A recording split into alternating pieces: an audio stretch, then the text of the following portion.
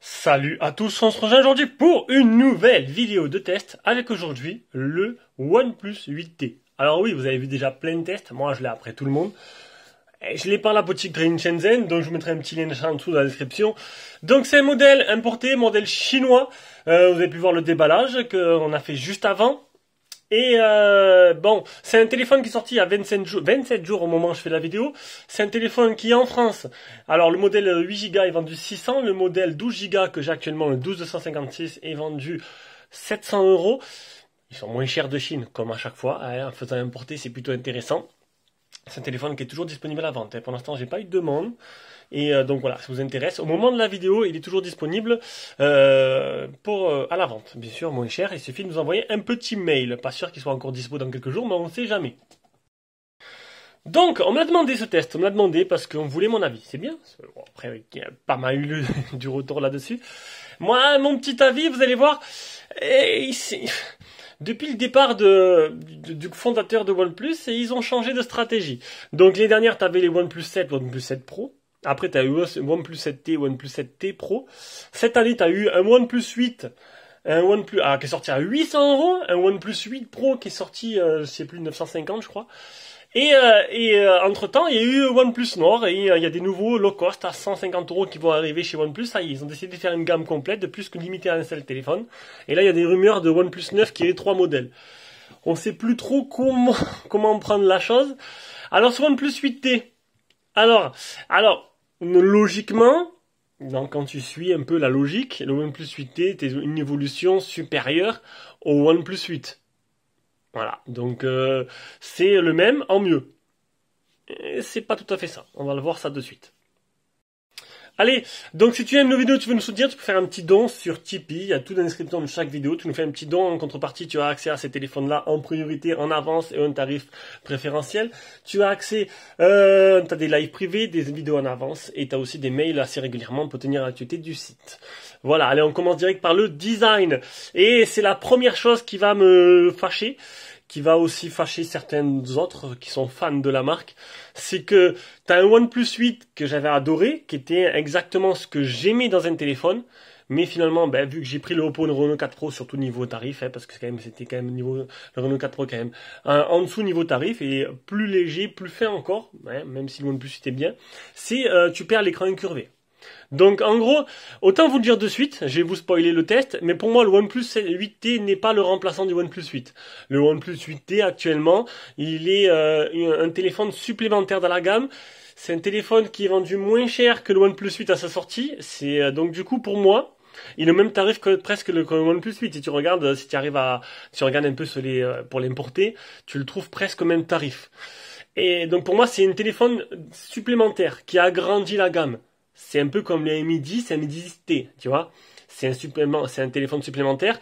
C'est pas comme avant où tu avais vraiment le remplaçant. C'était le même en mieux. Là, c'est le même. Il y a des choses qui sont mieux et d'autres qui sont pour moi moins bien. Mais c'est comme mon avis personnel. Et on commence par le design. Et au design, voilà, première chose qui choque, t'as plus l'écran incurvé, t'as un écran plat. À l'heure actuelle, pour moi, mon avis, c'est que les écrans incurvés sont synonymes de haut de gamme. Moi, ce que j'aime, c'est les écrans incurvés, légèrement incurvés, comme le Oppo Reno 4 Pro ou le Reno 3 Pro. En France, ça s'appelle X2 Lite, non, X2 Neo et Reno 4 Pro d'ailleurs. Il n'a pas changé de nom. Donc, c'est légèrement incurvé et c'est super beau, c'est magnifique à l'utilisation. Ça fait un effet wow plutôt sympa. Et après, tu as le OnePlus 8 Pro qui avait l'écran Edge encore plus. Mais là, ça j'aime pas trop, mais c'est mon avis personnel encore une fois. Donc tu as des dimensions 74,1 sur 160,7 de haut sur 8,4 mm d'épaisseur pour un poids de 188 grammes. Donc il est plus épais et il est plus lourd. Un écran à l'avant de 6,55 pouces qui est pour moi la taille parfaite d'écran. Pas plus grand. Plus petit peut-être, mais pas plus grand, ça j'aime pas. De type AMOLED en rafraîchissement d'écran 120 Hz. Donc là, tu augmentes un peu, tu passes de 90 à 120, tu gagnes un peu. Et 87% ce que prend l'écran par rapport à la surface totale du téléphone. On a des bordures qui sont assez fines, un menton qui en sont assez fins. Bon, malgré du coup, on n'a plus l'écran incurvé sur le côté, donc du coup, on voit les bordures. Avant, on les voyait beaucoup moins. Hein. Ça fait moins téléphone prestige, ça fait plus téléphone milieu de gamme pour moi. Mais bon, après, c'est vraiment le flagship killer peut-être du moment, parce qu'au tarif où il est annoncé, au tarif où vous pouvez l'avoir directement en import, c'est plutôt intéressant, j'ai envie de dire. La luminosité maximale de l'écran monte à 1100 CD. Alors, pour comparatif, c'est ce que font tous les hauts de gamme, à part le IQ 5 Pro qui monte à 1200. C'est le plus haut du moment. Il est certifié HDR10+, il a un Gorilla Glass 5 comme protection. Non, on préfère avoir le 6. Et il a un film qui est totalement inutile parce que regardez, en direct, regardez, clac, alors, je l'ai fait tout à l'heure, c'est le petit truc qui est là. Alors, et en fait, il suffit, voilà, regardez, il suffit d'un petit truc, c'est pas l'hydrogel, c'est vraiment un film de basse qualité parce que regardez, je l'ai testé 4 jours, regardez ce qui s'est passé en 4 jours. Donc ça, c'est un film, faudra penser à le changer. Et franchement, déçu de la qualité, mais bon, ça, c'est pas très grave. Moi, je mets du hydrogel sur tous mes téléphones. Niveau définition de l'écran, 2400 x 1080, donc du Full HD+. En dessous, on aura le type C avec le haut-parleur, double haut-parleur stéréo. Alors le son, il est très bon, on le verra à la fin. On aura, alors, je vais pas l'ouvrir, un tiroir SIM avec double nano SIM dedans, pas possibilité de l'étendre avec une carte SD supplémentaire. Sur le côté gauche, on aura un bouton volume plus-moins. En haut, on n'aura rien, en bas, on n'aura rien, donc pas de port jack. Vous l'aurez compris, comme d'habitude. Le bouton Power côté droit et ce fameux bouton que j'adore, pour moi, c'est ce qui fait toute la différence chez les OnePlus, et j'aimerais qu'il soit sur tous les téléphones généralisés. Dommage, je sais pas s'ils ont un brevet là-dessus. C'est bon, je pense que si une autre marque le fait, je parle pas d'iPhone, je pense qu'ils vont dire que c'est du plagiat, bien sûr, mais bon, on va dire qu'on s'en fout. Alors, tu mets au milieu, t'es en vibreur, tu mets en haut, t'es en silencieux, tu mets en bas, t'es en sonnerie. Tout simplement, c'est magnifique, c'est superbe et c'est très accessible. Pourquoi c'est pas généralisé? Allez savoir. Je le dis à chaque fois. Sur la coque arrière, une coque arrière plutôt simple, comme d'habitude le bloc photo qui ressort pas mal. Ça, faudra s'attendre à avoir des blocs photo de plus en plus gros. Et encore là, je trouve que c'est plutôt respectable. On aura quoi? On aura un 48 mégapixels, un IMX 586. Alors, le 586 n'est pas mauvais. J'aurais peut-être attendu mieux, comme petite photo, les derniers modèles, exemple. Le 686, tant qu'à faire. Le 586, c'est celui-là qui équipe mon Oppo Reno 4 Pro, donc il est pas mauvais, c'est surtout le traitement logiciel qui fait derrière. C'est le même qui équipe le Cubo C30, donc là il n'y a pas de traitement logiciel, donc tu vois quand même la différence. Donc c'est du 48 mégapixels, un deuxième 16 mégapixels grand angle, un troisième 2 mégapixels en noir et blanc et un quatrième 5 mégapixels en macro. À l'avant, tu as un Sony 471 en 16 mégapixels avec une reconnaissance faciale qui est toujours aussi rapide. Vous avez vu, on voit même pas l'écran de verrouillage. Très rapide. Et bien sûr, tu as le capteur d'empreinte sur l'écran qui est aussi très rapide. C'est les OnePlus, ça c'est plutôt pas mal. Voilà. Le tout est animé par un Snap 865. Alors le 865 Plus, c'est les boudés. Franchement, il n'y a pas beaucoup de téléphones qu'il a. Vu le peu d'apport qu'il apporte, c'est un peu normal. Il existe en 828 ou en 1256. Donc moi, c'est le modèle le plus cher que j'ai, enfin le plus haut de gamme. 4500, c'est la batterie en charge 65 watts. Donc 65 watts. Et c'est complètement compatible avec mon chargeur de chez Oppo. C'est la même boîte. Donc ça veut dire une demi-heure, 100%. C'est plutôt pas mal. Un peu plus, 35 minutes. Il a le Wi-Fi 6, il a le Bluetooth 5.1. Et pour les bandes 4G, alors, le modèle vendu en France, c'est les full band. Le modèle que je vous propose de Trading Shenzhen, il manque que la B28. B28 qui est utilisée seulement par Free. Voilà, qui est vraiment important pour Free. Les autres, c'est misérable. Et bien sûr, il est prêt pour la 5G. Allez, on passe à la suite. Et la suite, c'est l'écran. Un écran de type AMOLED, un type AMOLED, un écran 10 touches, un écran magnifique, très belle couleur, avec toutes les propriétés de l'AMOLED. On va vite passer sur l'écran parce que c'est simplement parfait. Voilà, c'est joli, c'est lumineux, ça réagit super bien, c'est agréable à utiliser. Là-dessus, c'est un sans faute, comme la construction du téléphone, qui est plutôt bien finie. Bon, plutôt simple, pas un design extraordinaire, je vous l'ai dit, mais il est plutôt bien fini. Enfin, ça, le but de ce téléphone, c'était vraiment le rapport prix, et on l'a vu au tarif que vous pouvez l'avoir actuellement.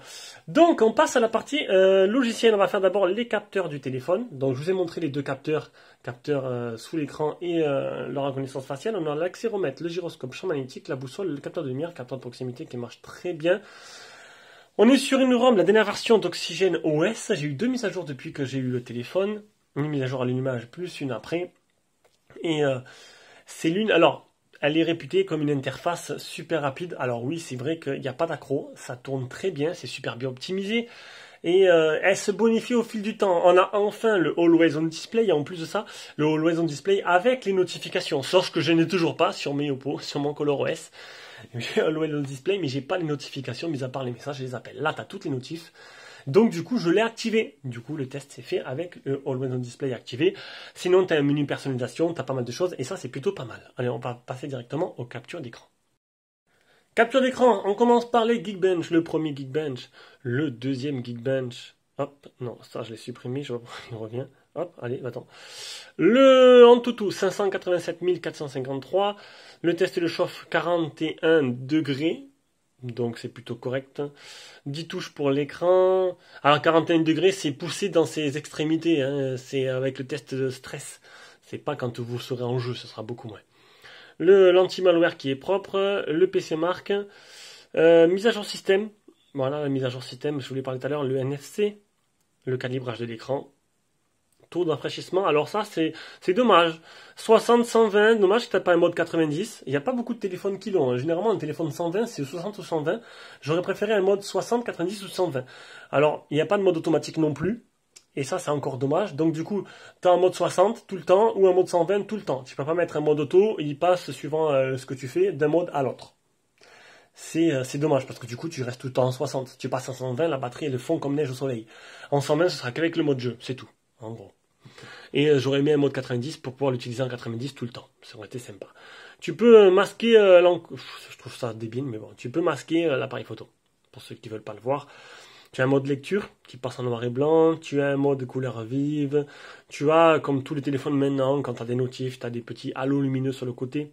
Tu as un mode personnalisation qui est assez poussé où tu peux tout personnaliser et ça c'est plutôt pas mal. Tu as la personnalisation de l'Always On Display aussi avec pas mal de petites options différentes.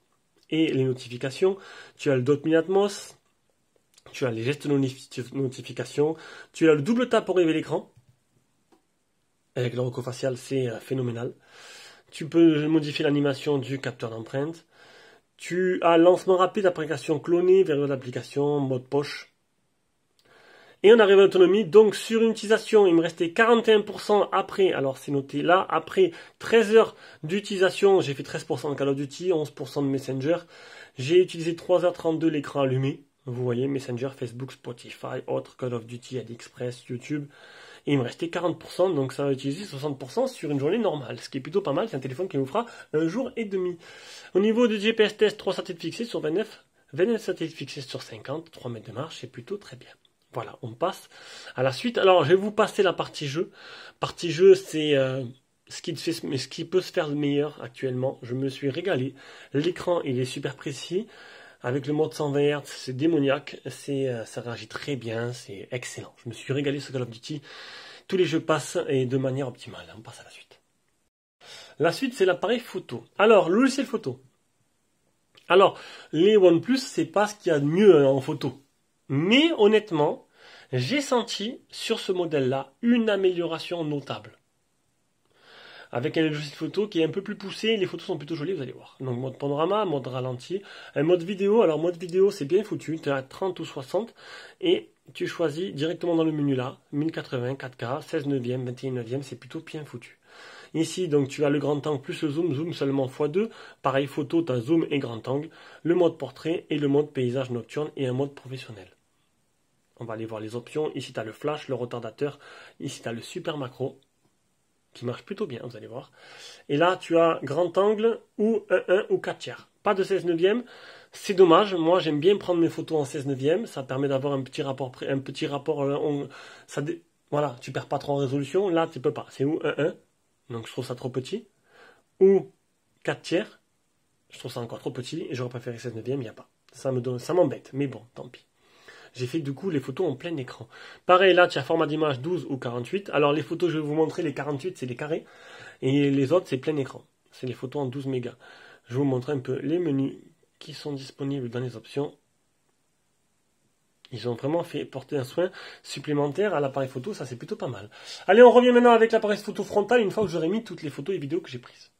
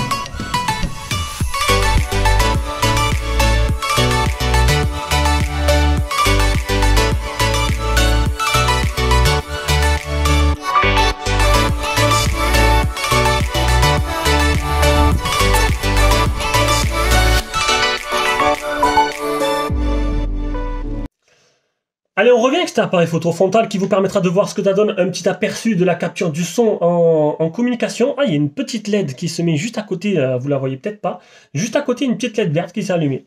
Puis je sais pas pourquoi, je sais pas pourquoi. Ce serait plus sympa, ça aurait pu être une LED de notif qu'ils auraient pu mettre un peu comme Notif et Buddy. Bon, passons. Donc vous avez pu voir un peu le rendu en photo, et là vous voyez ce que ça donne en vidéo avec le selfie et la capture du son. De gros progrès ont été faits. Franchement, je trouve les photos super jolies. Surtout avec ce temps d'automne-là, les couleurs, elles sont chatoyantes et tout. C'est chatoyante. Oui, j'ai dit ça.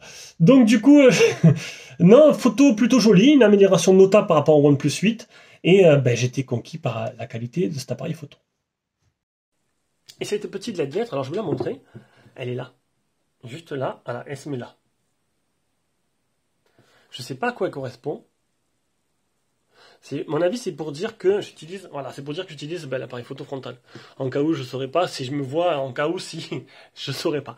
Allez, on passe à la partie vidéo. Alors le son en communication, il est très bon. La qualité du haut-parleur est plutôt bonne, on entend bien, on vous entendra bien. On va maintenant écouter la qualité des haut-parleurs Dolby certifié Dolby Atmos stéréo, et ça envoie du lourd.